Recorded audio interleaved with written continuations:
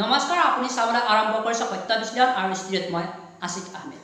সত্য বিশ্লেষণ আজিৰ বিষয়বস্তু বাস্তৱ দৃষ্টিভংগীত মানুহৰ জীৱনৰ মূল্য কিমান, সফলতা আৰু ধন অবিহনে জীৱনত কোনেও কাৰো আপোন হ'বলৈ নিবিচাৰে কিয়?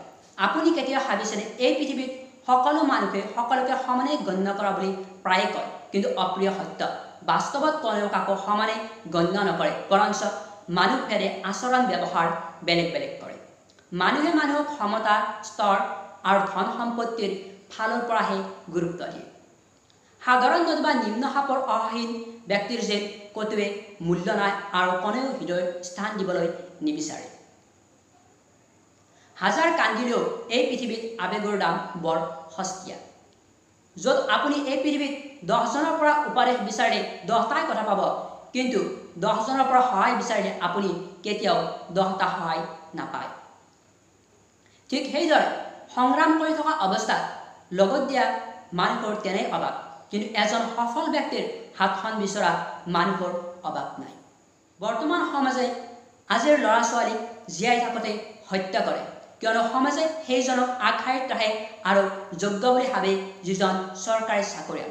সমাজৰ বিকৃত মানসিকতা, উচ্চ শিক্ষিত হ'লেও চৰকাৰী চাকৰি নাপালে তেওঁ মূৰ্খ, আৰু যদিহে চৰকাৰী চাকৰি পায় তেন্তে মাধ্যমিকত ফেইল কৰা ব্যক্তিজনো জ্ঞানী।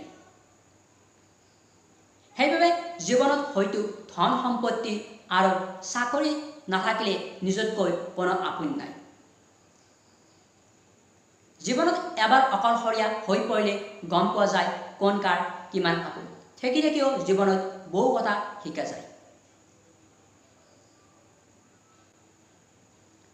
সাধাৰণতে মানুহে মানুহক সময় নোপোৱা আদি বিভিন্ন ব্যস্ততাৰ অজুহাত দেখুৱাই নিজকে দায়বদ্ধতাৰ পৰা আঁতৰাই ৰাখিবলৈ বিচাৰে, যদিও সেই ধন সম্পত্তি নতুবা ক্ষমতাশালী ব্যক্তিসকলৰ বাবে সীমাহীন ব্যস্ততাৰ মাজতো উপলব্ধ হ'বলৈ বিচাৰে।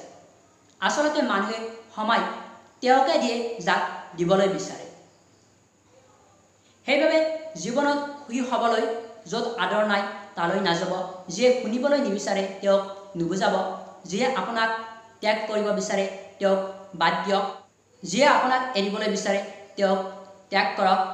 সফলতা ধন অবিহনে আনক আপোন বুলি ভাবিবলৈ নাযাব, আৰু আনে আপোনাক যেনেকৈ প্ৰাধান্য আৰু গুৰুত্ব দিছে আপুনিও আনকো তেনেকৈ গুৰুত্ব আৰু প্ৰাধান্য দিয়ক। দেখিব জীৱনত আপুনি সুখী হৈ পৰিব। ধন্যবাদ।